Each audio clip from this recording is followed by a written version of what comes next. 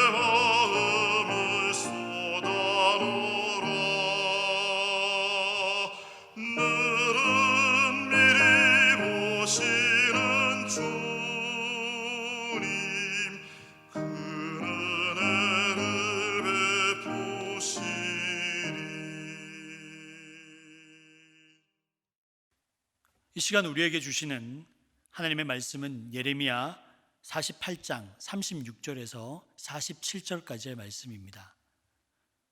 제가 공독하도록 하겠습니다.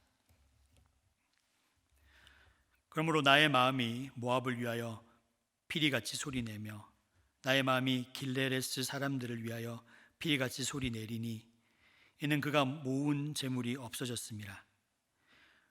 모든 사람이 대머리가 되었고 모든 사람이 수염을 밀었으며 손에 칼자국이 있고 허리에 굵은 배가 둘렀고 모압의 모든 지붕과 거리 각처에서 슬피 우는 소리가 들리니 내가 모압을 마음에 들지 않는 그릇같이 깨뜨렸음이라.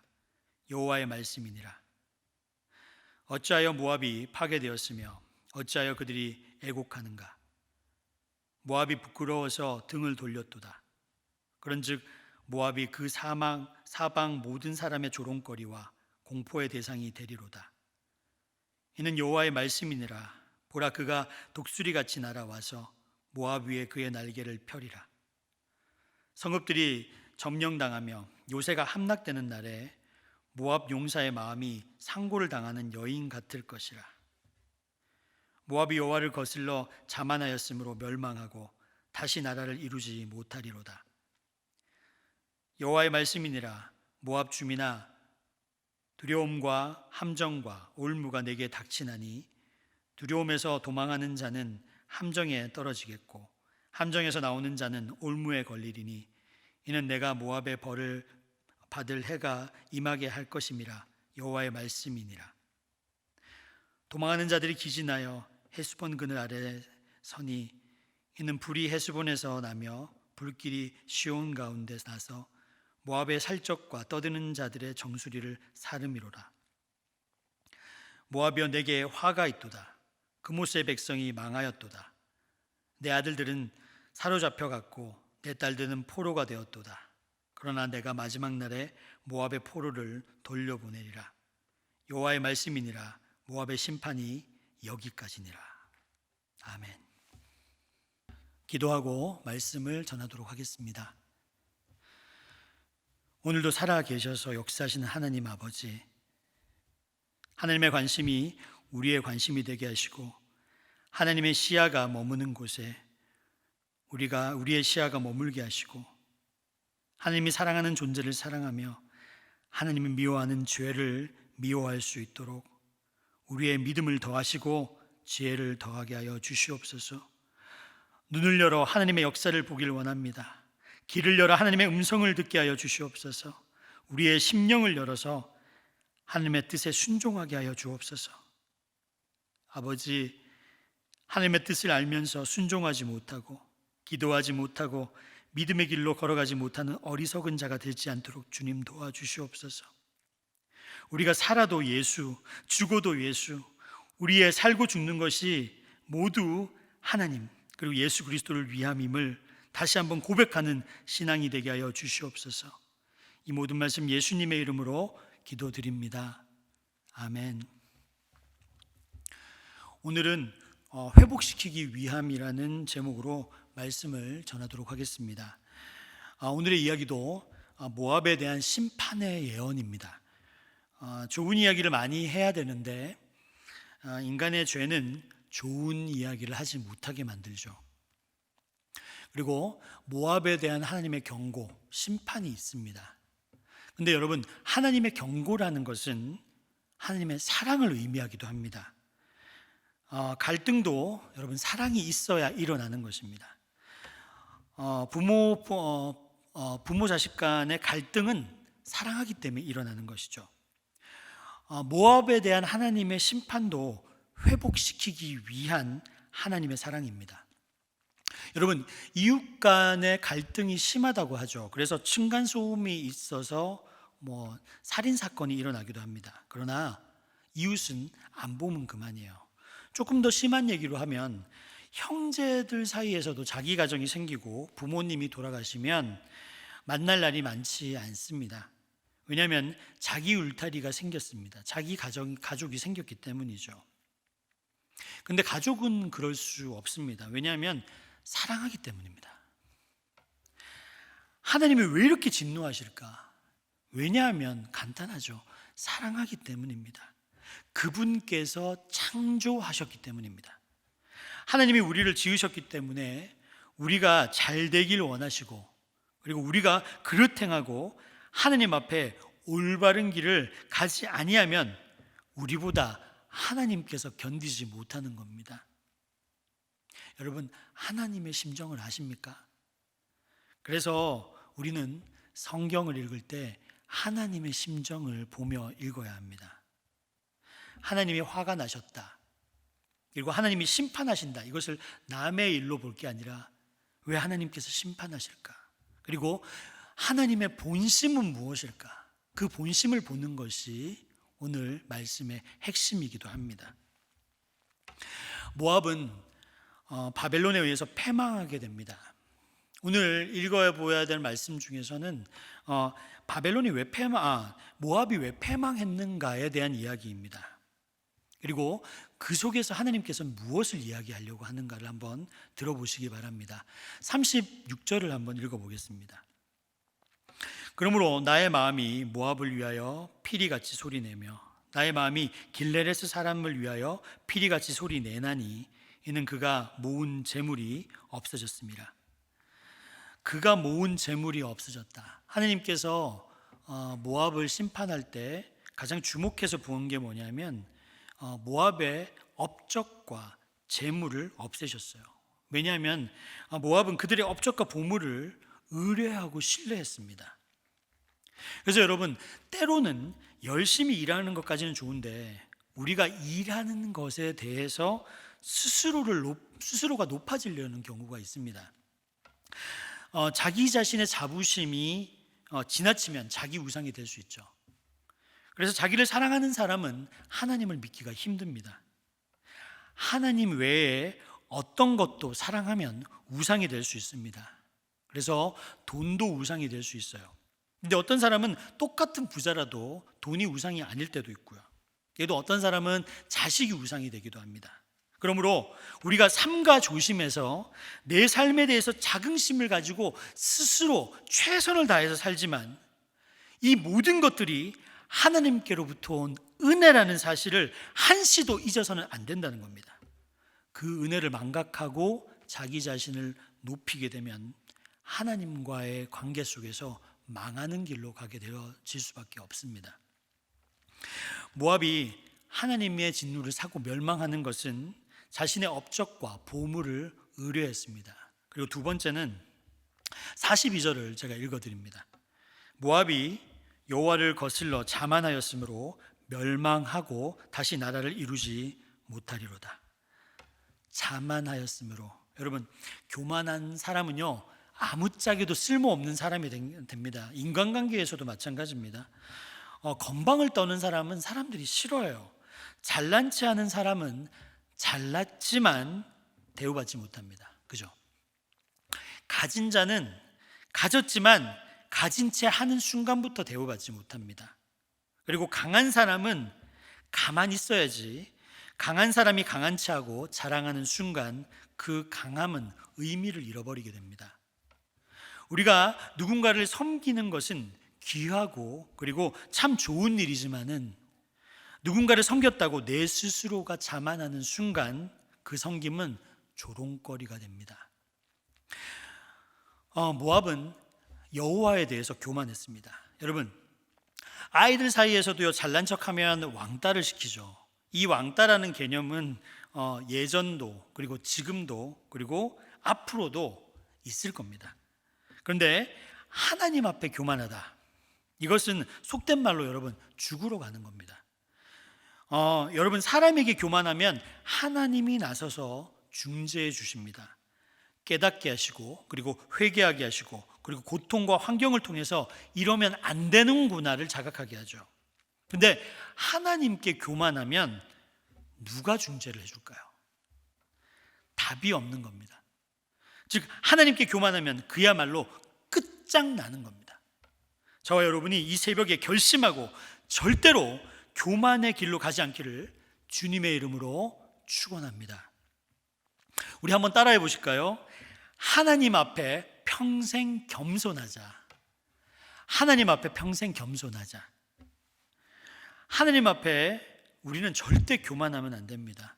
여러분, 실컷 주의 일 하다가 번아웃이 되던가 퍽퍽 쓰러지는 사람들을 봐요. 근데 그 사람들의 마음의 핵심을 보면 이겁니다. 하나님 앞에 교만해서 그럴 수 있습니다. 자기 가시, 자기 인정, 자기 자랑, 그런 걸 드러내고 싶었던 겁니다. 또 하나 모압이 망한 이유가 있습니다. 이것은 본문 27절에 나와 있는데요, 제가 읽어드립니다. 내가 이스라엘을 조롱하지 아니하였느냐. 모압이 이스라엘을 조롱하고 무시하였습니다. 자기가 조금 강하다고요. 하나님과 이스라엘의 관계는요, 애증 관계입니다. 여러분, 부모와 자식 간의 관계도 애증 관계라고 하잖아요. 그래서 아무리 자식이 잘못했어도 부모가 그 어려움, 자식에 대해서 욕을 하고 잘못했다고 하는 거는 인정해요. 그러나 다른 사람이 그 자식을, 그 자녀에 대해서 흠을 잡는 것을 부모들은 좋아할까요? 안 할까요? 좋아하지 않습니다. 이스라엘을 하나님이 심판하고 경고하고 죽이고 살리고 하는 것은 하나님이 하십니다. 그런데 이방 민족이 이스라엘을 무시하고 겁박하고 침략하고 고통스럽게 하시는 것은 하나님께서 못 견디십니다. 거꾸로 이야기하면 이스라엘을 환대하는 민족은 하나님이 복을 주십니다. 이렇게 하나님은 이스라엘을 사랑합니다. 하나님은 그렇게 우리를 사랑하십니다. 하나님의 사랑이 의심된다면 여러분, 그것은 사탄의 역사입니다. 여러분, 하나님의 사랑을 의심하지 마십시오. 힘드니까, 그리고 이 어려움이 계속 오니까 하나님의 사랑을 의심하잖아요. 나보다 못한 사람이 앞서갈 때, 그리고 믿지 않는 사람이 잘 되는 것 같을 때 하나님의 사랑을 의심할 수 있습니다. 그러나 그렇지 않습니다. 우리를 얼마나 사랑하느냐, 그것이 의심될 때 우리가 바라봐야 될 것은 예수 그리스도의 십자가를 바라보시면 됩니다. 당신의 아들을 십자가에 내어 주시사 찢기게 하셨습니다. 하나님이 세상을 이처럼 사랑하셔서 독생자를 내어 주셨습니다. 여러분, 여러분이라면 누군가 변변치 않은 사람, 변변치 않은 정도가 아닌 거예요. 모든 것을 줬는데 배신하고 패역하여 떠난 존재를 향해서 소중한 내 독생자를 주실 수 있을까요? 내어줄 수 있을까요? 그것은 여러분, 불가능한 일입니다. 어떤 대상의 가치는 누가 얼마나 사랑하느냐, 이것에 달려 있는 겁니다. 그 대상의 가치는 얼마나 사랑하느냐에 달려 있어요. 그렇다면 우리의 가치, 인간의 가치는 어느 정도가 될까요?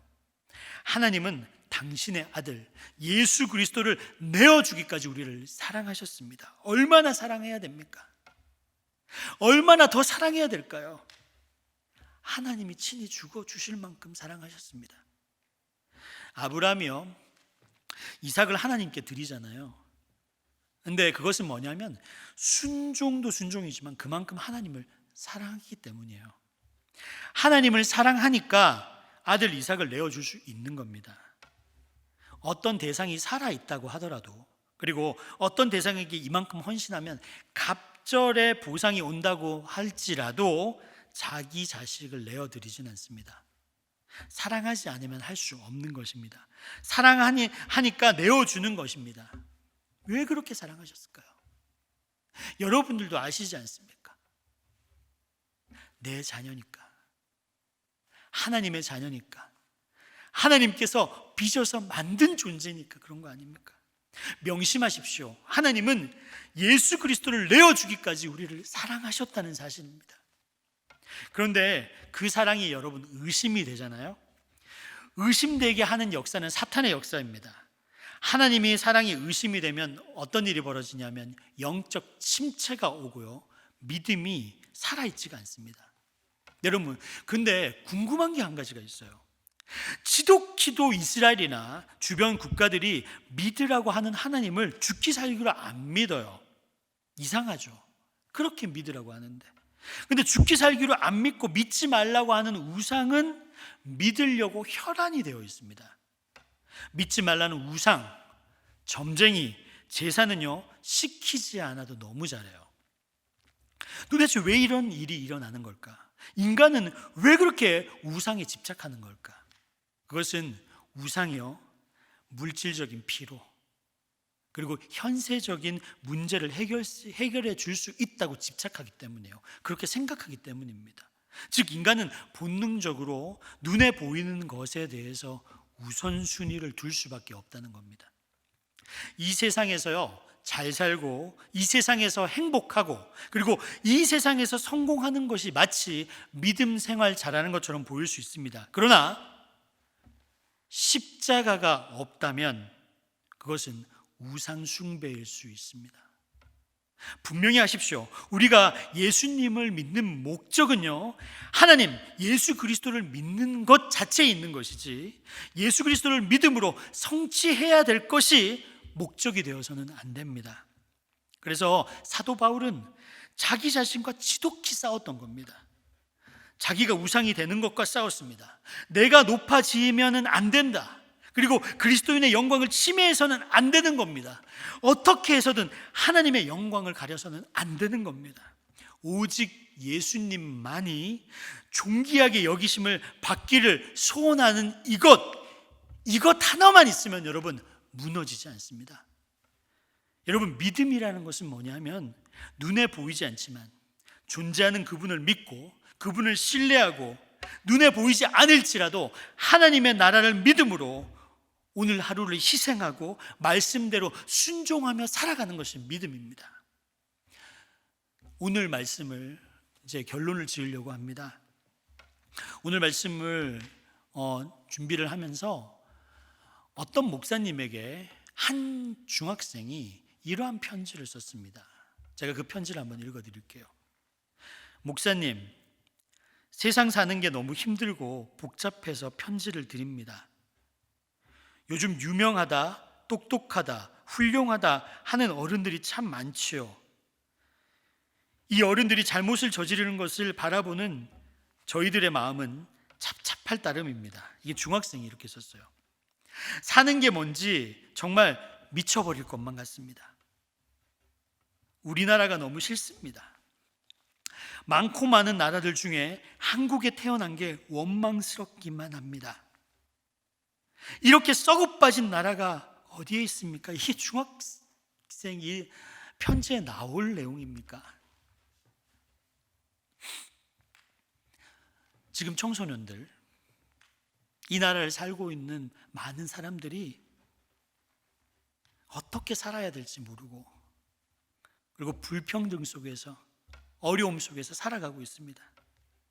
근데 이 중학생이 그래도 희망이 있는 것은 목사님에게 이런 편지를 썼다는 거예요. 여러분, 교회가 세상의 소망이 될 수 있다면, 교회가 예수 그리스도를 증거하는 예수 그리스도의 사랑을 드러낼 수 있다면 이 아이에게도 희망이 될 수 있을 거라고 저는 봅니다. 사도 바울은요 빌립보에서 나의 간절한 기대와 소망이 있다라고 얘기합니다. 지금도 예전처럼 담대해요. 내가 살든지 죽든지 내 몸에서 그리스도가 존귀하게 여김을 받기를 원합니다. 그런데 그리스도께서 존귀함을 받는 것을 위해서라면 내가 죽는 것도 차라리 낫다라고 고백했어요. 이런 고백이 있는 믿음, 그래서 사도 바울은 하나님의 능력을 한 몸에 받을 수 있었고 그리고 하나님에게 오랫동안 쓰임받는 선한 도구로 자리 잡을 수 있었습니다. 여러분, 우리 하나님 앞에 교만하지 맙시다. 능력이 조금 있다고 그리고 하나님이 복을 줬다고 복을 주신 하나님을 잃어버리고 복에만 집착하며 살지 말기를 바랍니다. 하나님께 복을 달라고 맨날 기도합니다. 하나님이 그래서 무슨 일을 만들어줬어요. 사람을 붙여줬어요. 그래서 일이 잘 되어 가요. 그런데 그것을 잘 되게 하신 하나님을 잃어버리고 나중에 일하는 재미에 빠져서 믿음 생활이 그리고 십자가가 시들시들해진다면 이거 어떡합니까? 주의 일을 하겠다고 막 때를 썼습니다. 그래서 하나님이 목회자로 세웠어요. 근데 때문에 목회를 하다 보니까 하나님이 없어요. 여러분, 목회도요, 우상이 될 수 있습니다. 여러분, 가장 거룩하다고 생각하는 것도 우상이 될 수 있습니다. 그리스도 외에는 모든 것이 우상이에요. 예수 그리스도만 높이고 예수님만 사랑하고 예수님만 경배하고 끝없이 24시간 우리 심령 안에서 예수를 갈망하는 여러분이 되시기를 바랍니다. 기도가 약해지면 안 됩니다. 믿음이 약해지면 안 됩니다. 내 안에서 하나님의 관계가 훼손되지 아니하고 이 땅에서 어떤 일이 있어도 그분을 높이는, 그분의 영광을 드러내는데 최선을 다해야 됩니다. 예수님을 믿는 것이 가장 본질적인 그리스도인의 의무이며 일입니다. 그래야 탈이 나지 않습니다. 사랑하는 성도 여러분, 그분을 믿으십시오. 그분을 믿음으로 사십시오. 그리고 그것이, 예수 그리스도를 믿는 것이 하나님께서 가장 원하는 일이십니다. 오늘 하루를, 그리고 이 한 달을, 평생을 예수님을 믿음으로 살면 하나님이 우리의 인생을 책임져 주십니다. 심지어 내 뜻대로 되지 않는다고 할지라도 그 인생은 망한 인생이 되지 않습니다. 여러분, 기억하십시오. 그리고 하나님으로 말미암아 위로를 받으십시오.